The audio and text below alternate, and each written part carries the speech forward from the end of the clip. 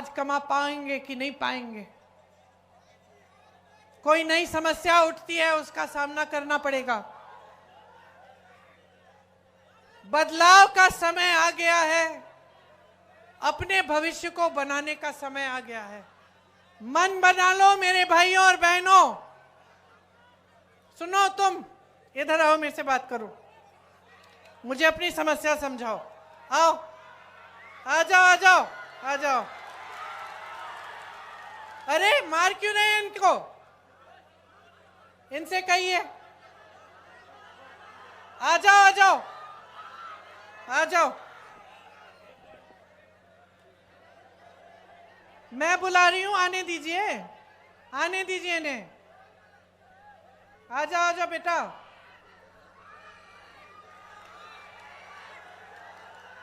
आ जाओ, शाबाश। आओ, ऊपर आओ। उसको पकड़ो मत। अरे कुछ नहीं, आने। इधर आओ। नाम क्या है तुम्हारे? आसिफ खान। ये देखो, ये है आसिफ, ये बिहार का नौजवान है। लड़ लड़ के वहां से आया मुझे अपनी समस्या बताने के लिए। ये है बिहार का नौजवान जो अपने अस्तित्व को समझता है, अपने अधिकारों को समझता है, जो लड़ता है अपने अधिकारों के लिए, जो समझ रहा है कि इसके साथ क्या हो रहा है आज। तो मैं कहना चाहती हूं, मेरे भाषण के बाद तो मुझे समझा लेना बात। मैं कहना चाहती हूं कि आप में जोश है, आप में काबिलियत है, आप में इस देश के सबसे ज्यादा नौजवान बिहार में हैं। आप में गर्व है अपनी धरती पे। अपनी जगह समझो इस देश में क्या है। आप आगे होने चाहिए। आप सर्वोपरि हैं। आप इस देश की जनता हैं, इस देश की शक्ति हैं, इस देश का लोकतंत्र हो तुम। समझ लो, आंखें खोलो और अपना भविष्य बदलो। महागठबंधन के एक एक उम्मीदवार को भारी से भारी बहुमत से जिताओ, ताकि आपका भविष्य बदले, ताकि आपकी जमीन फिर से खुशहाल हो, ताकि आपको रोजगार यहीं बिहार में मिले, ताकि आपके नौजवान खुश हों, उनमें आत्मविश्वास हो, आपके लिए कमा पाएं और इस बिहार को एक बार फिर बुलंद बना पाएं। एक बार मेरे साथ जोर से बोलिए, बिहार की धरती की, और जोर से, बिहार की धरती की जय, बिहार की धरती की जय। जय हिंद।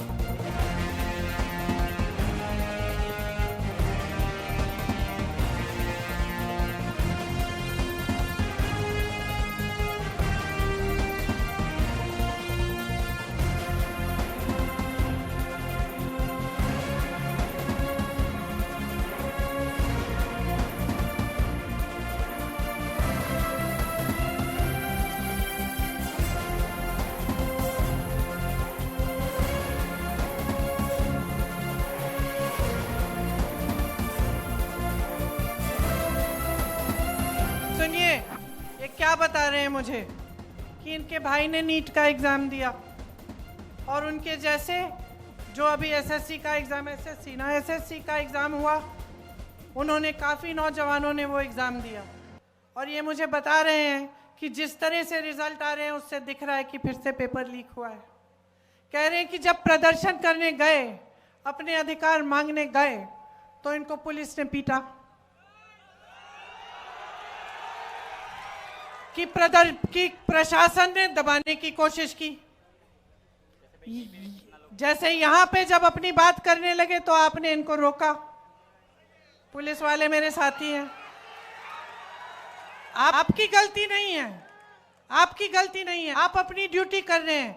आपको बताया गया है कि आपकी ड्यूटी जनता की आवाज को दबाना है, यह बताया गया है। क्योंकि आपकी सरकार है वो ऐसी सरकार है जो जनता की आवाज सुनना नहीं चाहती है। मैं आपको एक बात बताना चाहती हूं, मेरे बचपन की बात है। मेरे पिताजी प्रधानमंत्री थे, मैं उनके साथ अमेठी गई। अमेठी उनका संसदीय क्षेत्र था। बैठ जाइए आप।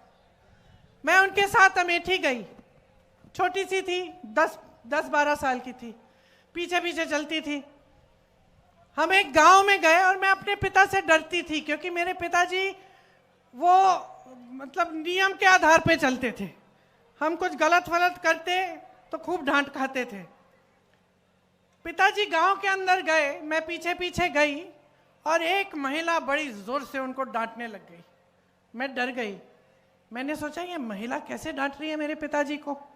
अब आप सोचिए, मेरे पिताजी प्रधानमंत्री थे, गांव के अंदर गए, गांव की महिला ने उनको खूब डांटा कस के।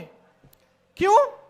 क्योंकि भैया तुम 7 महीने पहले आए थे, तुमने हमें कहा था कि यहाँ पे नल लगवाओगे। 7 महीने निकल गए हैं, तुम हमारे सांसद हो, तुम प्रधानमंत्री हो, अभी तक तुमने नल नहीं लगवाया। डांटा उन्होंने।